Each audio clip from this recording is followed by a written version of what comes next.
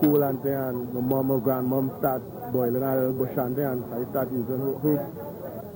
Think I stand in I'll go for cool and Right now, you know, we are living right more in the more advanced stage of life, right? And the conventional medicine is very good. Likewise, the herbs, there's some that we use between. because it cure me cough. Right. How long have you been using it? From the time I growing up, I using bush medicine. Well, it depends. Sometimes I use it as a purging, I use it for fevers and colds and so. Yes, it works all right.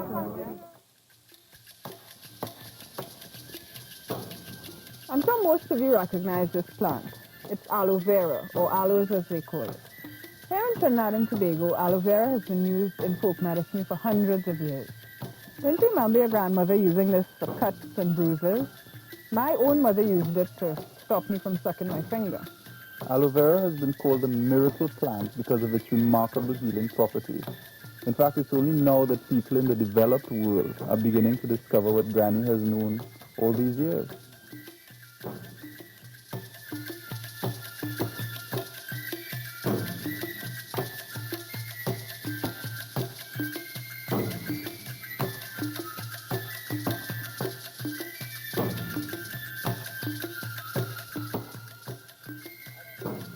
Many of our plant species have hidden properties even we have yet to discover.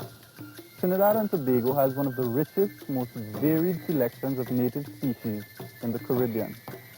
In places like the Arepo savannas or El Tecouche, you'll find plants you can't find anywhere else in the world.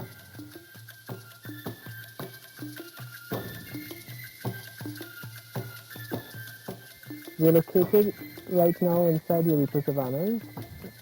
In this area, we have located as many as 15 endemic species, orchids, grasses, all different types of plants and animals that are endemic to Trinidad and only to Trinidad. In a tropical ecosystem like ours, each acre of land is different. So while there may be a large variety of plant species, each species may be represented by only one or two plants.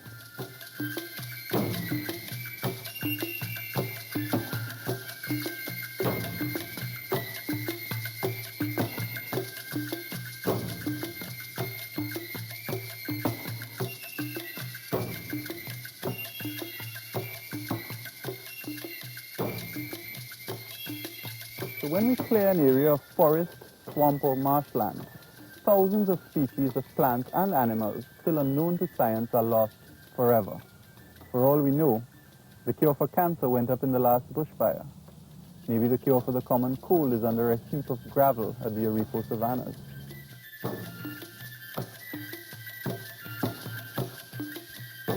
Quarrying had been conducted in Arepo before it was declared a restricted area. We have recognized that it is important and imperative that we remove them because the Arepo savanna is an area that has or contains some species that are indigenous to Trinidad and Tobago, some exotic species of vegetation, and it could be an ecological disaster if it were carried out. If quarrying continues, or if any activities of man continue in this area, we would have lost it and lost it forever. And so a lot of people, this doesn't mean a lot, but we are losing species so quickly that they wouldn't be replaced in the world as such, because this is only found in Trinidad, nowhere else to find it in the world.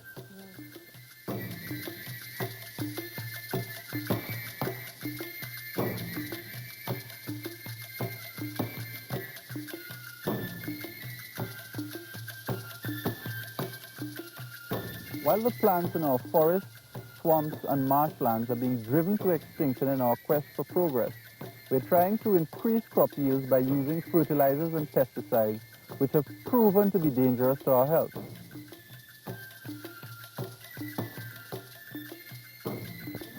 If you add herbicides or pesticides or any chemicals to the ground, they're going to be taken up by the vegetables to grow, and they're also going to be leached into our rivers. They're going to be in our water. I remember when it was then called the Tropical Products Institute, TPI, they found that our farmers had 40%, I think, more pesticide residues, insecticide residues in their blood, and they should have.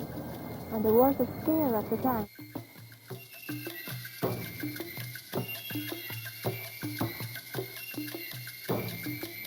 Once the pesticides are used thoughtfully and according to the instructions, you're not going to run into problems of pesticide residues or human consumption of pesticides. If you do have the situation where it is constant misuse of chemicals, that's when you're going to get into the problem.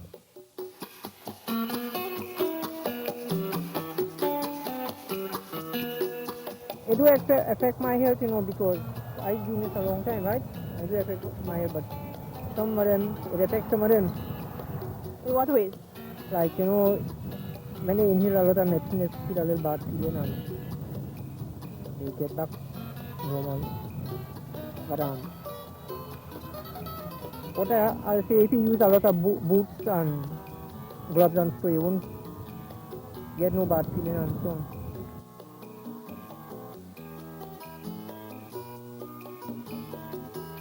Well, there is a point within the human system which is called lethal dosage. The chemicals, be they organochlorides or phosphates or carbamates, these are slow acting within the human system. And they build up to a point, a high toxicity level called lethal dosage. And at that point, people die, maybe from heart attack or maybe through cancers and things like that.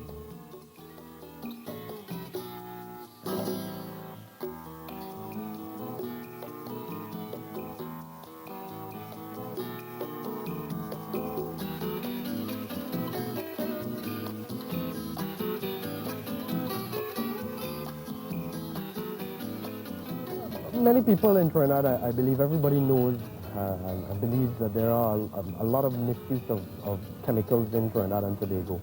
And I think it's a Caribbean thing. It may not be only us in Trinidad, because in my travels up the islands, you hear about it, that we believe, the Trinidadians believe that if a directions on a bottle is 2 tablespoons per gallon of water, you know, if they say, boy, if I use 3 or 4, it will work twice as effective and therefore work better. But this is not the situation at all. What we're running into there is our overuse and a misuse of chemicals.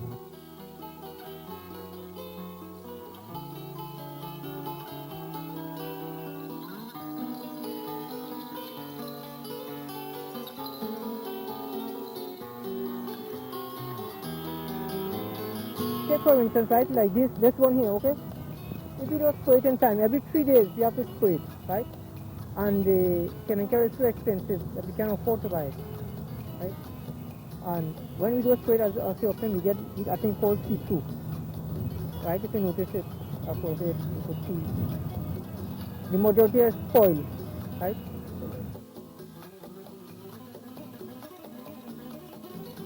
When we spray, we kill the good things in the soil, the good organisms as well as the bad ones. You would find that man has not discovered everything he knows about the soil as yet. There are so many things that we have to really discover about the soil. And when we use these dangerous chemicals, we are killing both good and bad. We are unbalancing nature.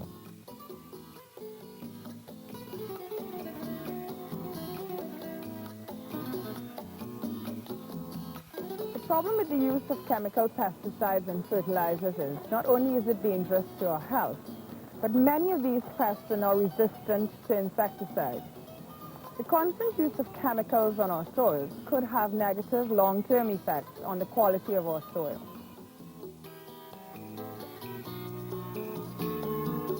It's always better long ago, but now as we keep on digging it gets poor.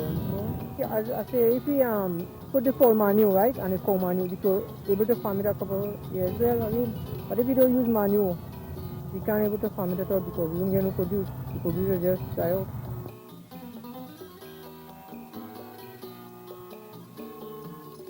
Growing food organically means more than just not using chemicals. Organic gardening is in fact a series of practices which complement the cycles of nature. These practices protect the soil and nature a variety of desirable insects and birds, and so allow the land to sustain plantings year after year.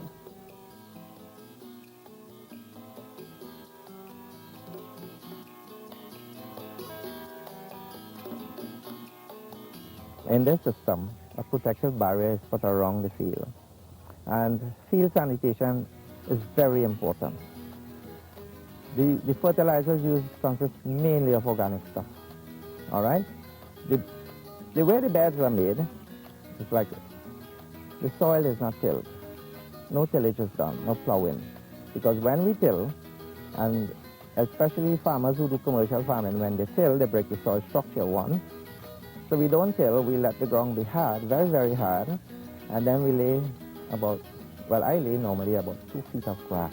It doesn't have to be dry, it could be green grass, right? The beds are marked off, I lay the grass, and the grass is covered with manure, any kind of manure, and then the drains around the beds are dug, and the soil is put upon the manure, so the organic bed is full. Organic products last very much longer. You will find if you buy melon or you buy tomatoes or cucumbers and you put them on your table for 2 or 3 days, the tissues, are damaged by the chemicals so that they sort of shrivel and they release, watery substances. In organic farming, the produce that we get, they last very much longer on the table.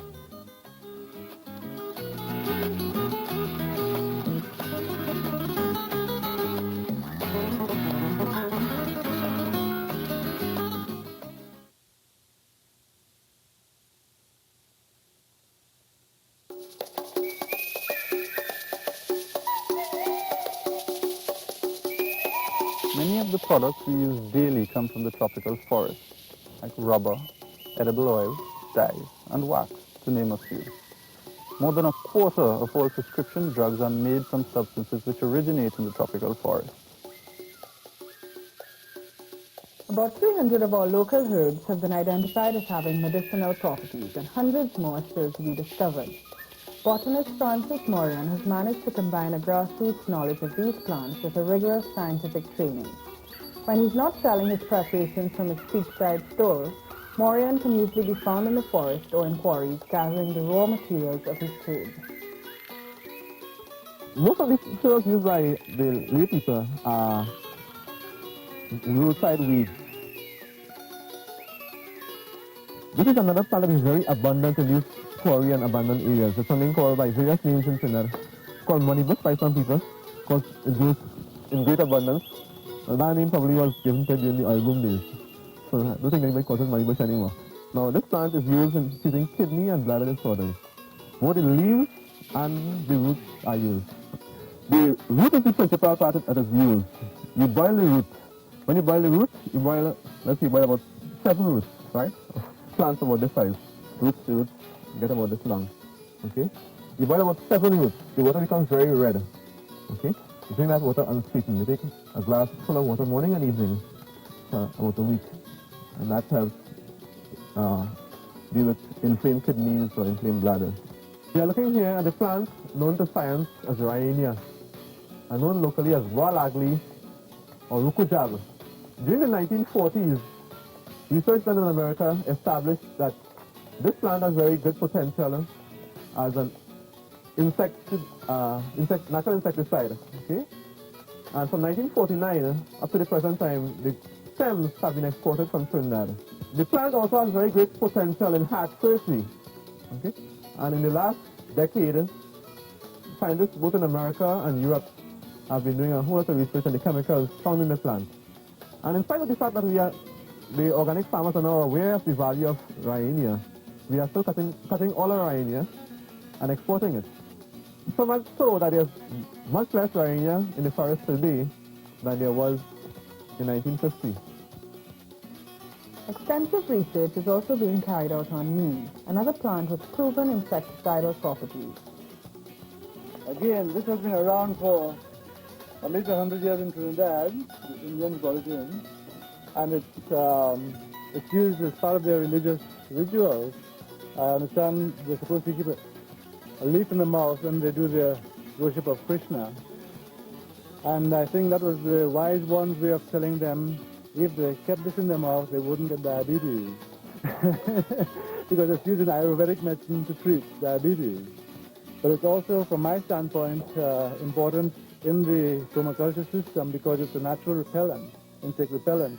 The seeds crushed up and you spray it on your plant, will repel insects. So it's again a little poem of a tree. It's medicinal, it's insect repellent, and everything else. Right now in Europe and North America, there's a great demand for chemical-free drugs and cosmetics. Here in Trinidad and Tobago, we have a massive potential for getting into this market. Researchers at Caribbean are developing natural products for the international market. The current popularity of essential oils is one of the areas they believe we can exploit. If we grow these herbs in sufficient quantity, we could get maybe a niche market there, because this is a herb that just only grows in the Caribbean. It's a tiny herb. We call it Spanish thyme. It's that little small leaf thyme with a white flower. So that produces an oil which is very like the thyme oil of commerce and quite a good yield.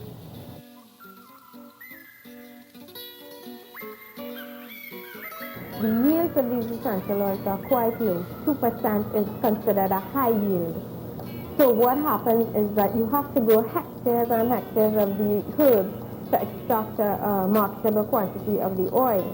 Now, if we are serious about this, I think it's going to have to be a Caribbean project. It's going to have to be something that the Caribbean islands sort of form a co-op. And maybe we have a still in one particular island where all the raw material goes into that. And then we distill, we collect our essential oil and we market. It would provide an industry where the entire Caribbean, I think, could benefit. But there is definitely a market out there for the oil.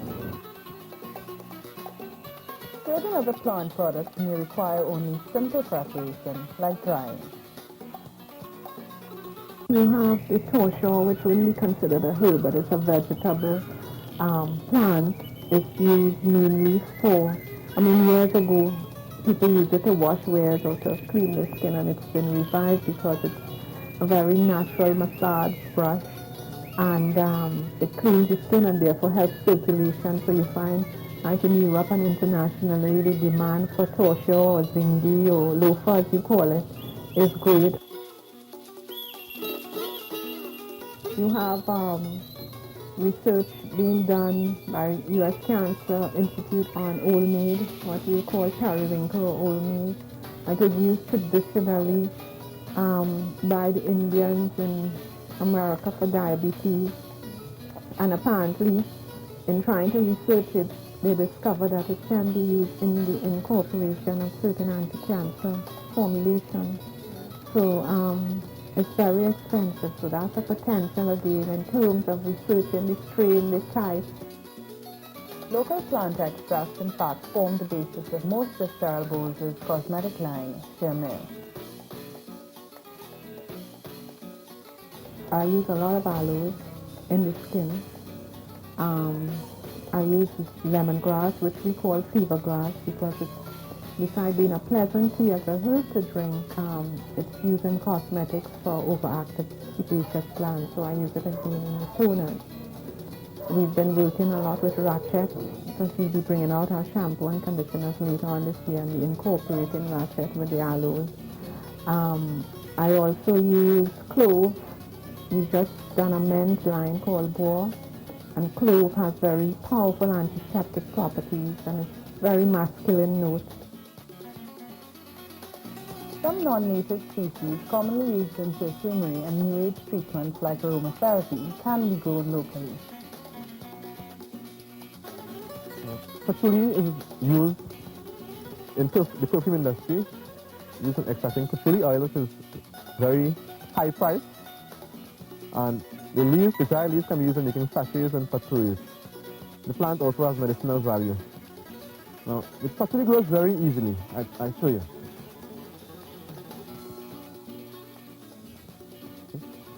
The stem just runs along the ground, very close to the ground.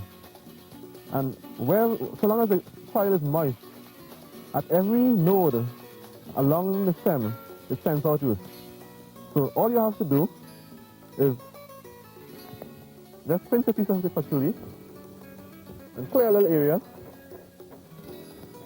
clear a small area, and you plant it, and it just keeps spreading, okay? So this entire field here is a field of actually growing with other local plants.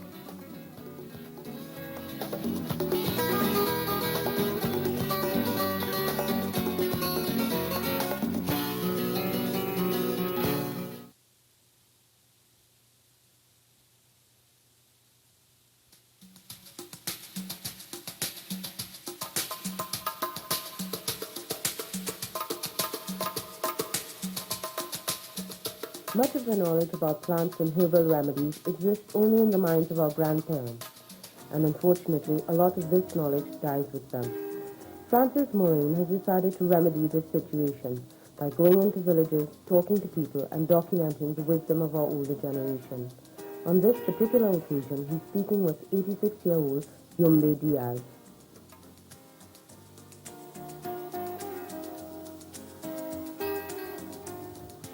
Yumbe! How you going? Yes, good to see you. That's the issue. See you. So this is If very... anybody have asthma, you take this and you pump it, it becomes juice. And you take a little spoon of sweet oil. Sweet oil. Olive oil. Olive oil. Yeah. And mix it in this juice and drink it. Okay. In 2 to the cure that asthma. When you have headaches, what must you get? You know, very different headaches. Headache? Yeah. Yeah, we call them tobacco, wild tobacco. Wild tobacco. Yeah.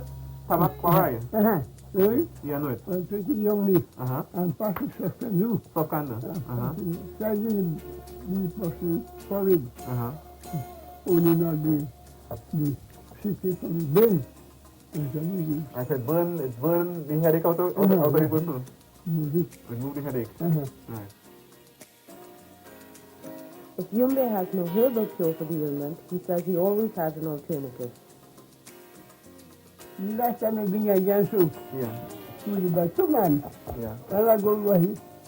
I tell you, what is your problem, boy? He said, it's papa, from my head to my feet, one pain. I tell you, you believe in God? He said, me, papa, sometimes I believe, sometimes I don't believe. He like to me, take me fruit. I put my hand up. And I don't think I tell him, get up, boy, this is something. He gets up, flower. Papa, I look in the face, you know? Nothing, nothing again. I feel good. I feel so good, but God, Papa, not by me. God.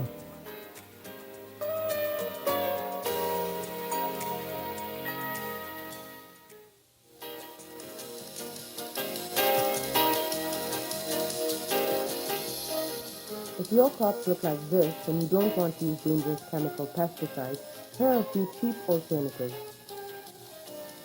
A few drops of dishwashing liquid in a bucket of water can keep away sucking insects. Just spray the solution onto plants or sprinkle it with a watering can.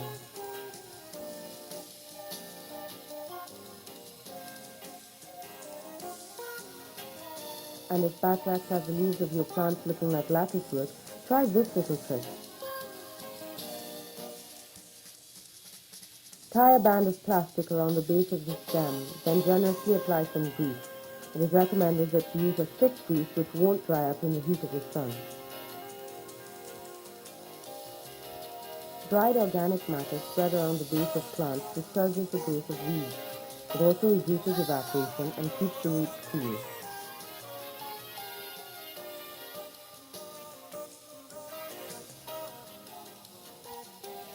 And borders of herbs can help to protect insect attacks from plants.